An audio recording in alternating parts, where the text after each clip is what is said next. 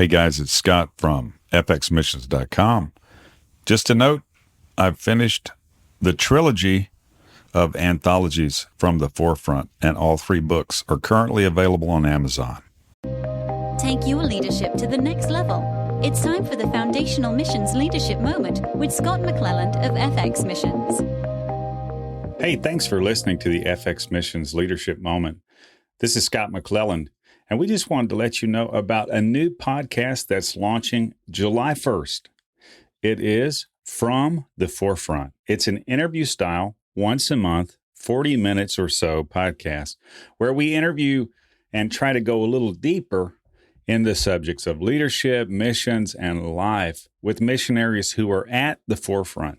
So check us out, fromtheforefront.com. And thanks for listening to the Leadership Moment. Hi, Scott McClelland with your FX Missions Leadership Moment. And we have a very special opportunity today, a special guest with us sitting in, Bryan Entzminger. Bryan, thanks for jumping in with us. We really appreciate your friendship and really your enablement for this podcast over what's coming up on 2 years. Thanks a lot, bro. Yeah. Man, yeah. So a lot of times on the Leadership Moment, we're doing sessions from, Asia or Africa or Latin America. But today, we're in the good old USA.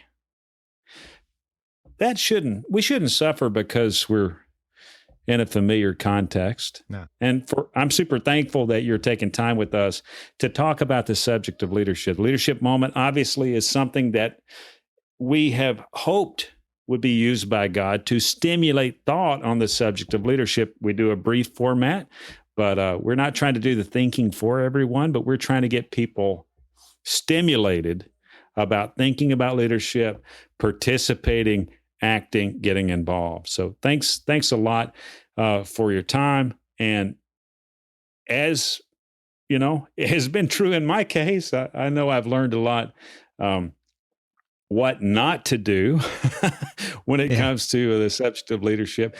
If you don't mind, let's start off on that side of leadership. What is it that you want to tell us about leadership, Bryan, that might fall on that side of the anvil, if you will? Yeah. So if I can, I think I'd probably like to just go ahead and tell you a bit of a story. Is that okay? Oh, sure. Please do. So this, several years ago, I was working in a restaurant. I was working in a Chick-fil-A as a manager. And I remember there was one particular day where things were really stressful, like they're never stressful in fast food, right? And things were a little bit challenging. And there was one of the employees that kind of got in my way while I was rushing around trying to be Superman and doing everything. And I got really frustrated with him. And he got so mad that he walked out. And that really struck me because he was a very valuable guy. He was actually an immigrant from Mexico. He'd been an accountant there, but because he was in the U.S. and because of his language skills, he couldn't really get the kind of job that he should have been qualified for. And so he was working that job. And it was at that moment that I realized that I was valuing the job and my own pride more than I was valuing him.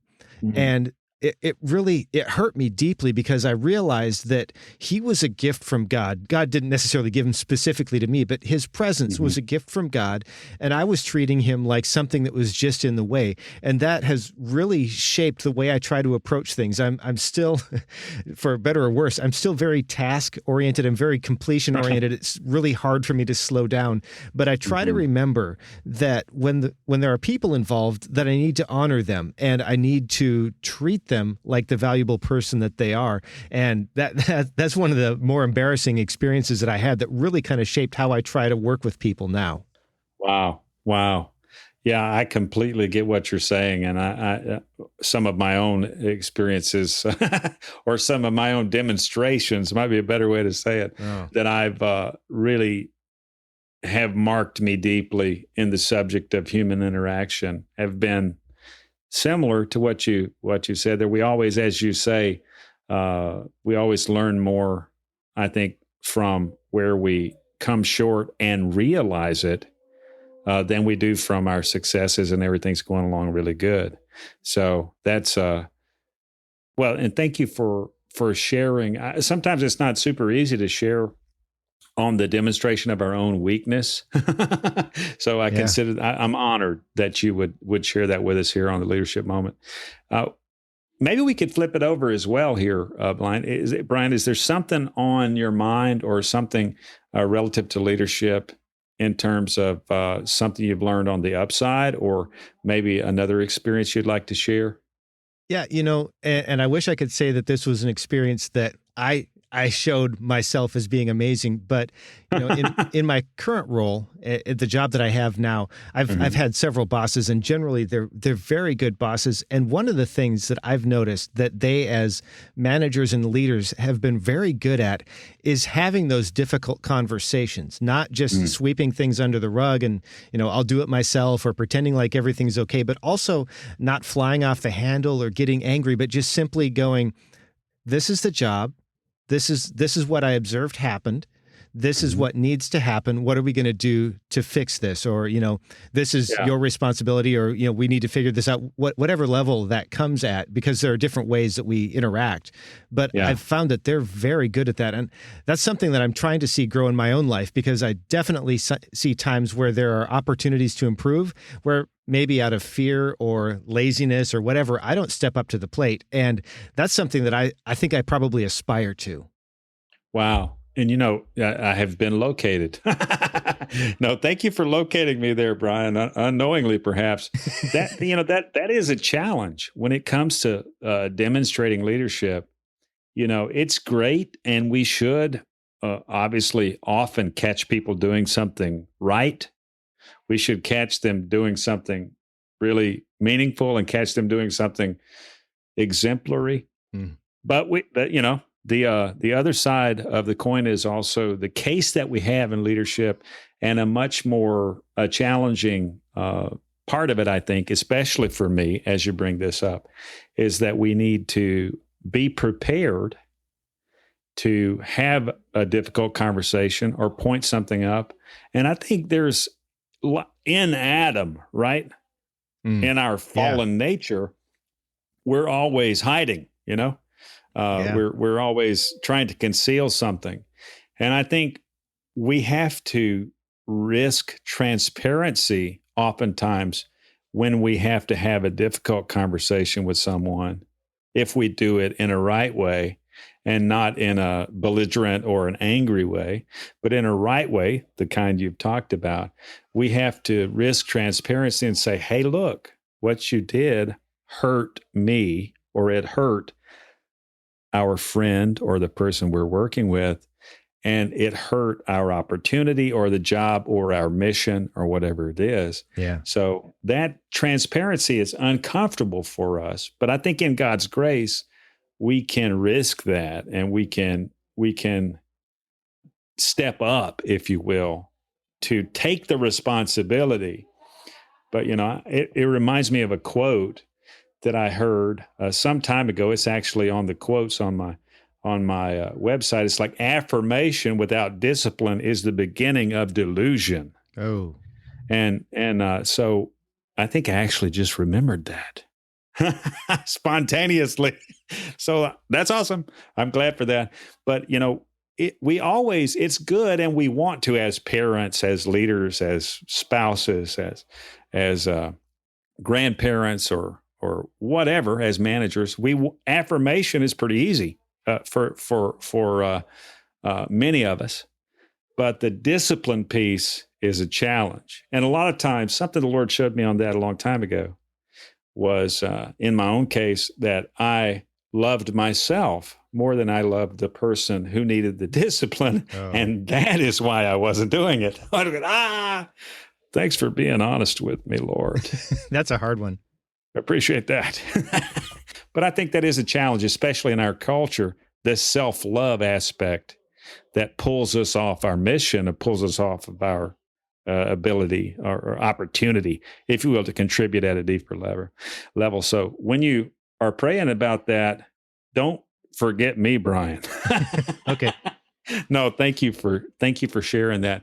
If someone wants to get in touch, find out more about engaging missions, how can they reach out to you? How can they engage with the content? And can you tell us also something that you would encourage people to do in terms of maybe the mission of Engaging Missions? How can people get engaged? Yeah. So first off, just thanks for the opportunity. If somebody wants to connect with me, if you'd like to connect with me, my recommendation would be just to go to engagingmissions.com. You'll find a contact page. There are email addresses. There's social profiles. I try to be as responsive as I can on any of those. And if you're interested in the podcast, if you'd like to check it out, just visit the homepage and you can click play right there. If you want to subscribe to the show, I have links to do that, or just visit engagingmissions.com/subscribe. And as far as engagement, I would love to have you connect with the show, but my real hope and my real dream is that you will connect with missionaries and church planters, that you'll listen to their stories and hear them and love them and share your lives with them as well, so that we can continue to build relationships across the miles, across the various callings, so that the whole body of Christ can be strengthened and encouraged, and that we can accomplish together what God has called us to do, and that in doing that, we can share in the glory of what He's done in the lives of other people. Wow. That's a worthwhile endeavor, my friend. Well, really appreciate you being here, Bryan. Thanks for being so transparent and so forthcoming on things that were meaningful and obviously costly at times there. Yeah. So, praise the Lord for that and for your contribution, friend. Really appreciate it. We'll double back downrange and be an encouragement to each other and hopefully to others as well. Thanks again for being here. Yeah, thank you. I'm Scott McClelland with your FX Missions Leadership Moment. If you'd like to contact me or us, please do so at fxmissions.com.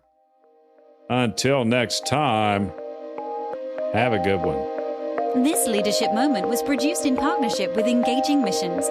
Have your leadership question answered by contacting Scott at fxmissions.com. Visit FX Missions to learn more about how you can grow your leadership and engage in missions. Visit engagingmissions.com for encouragement, insight, and resources from missionaries, ministry leaders, and church planters.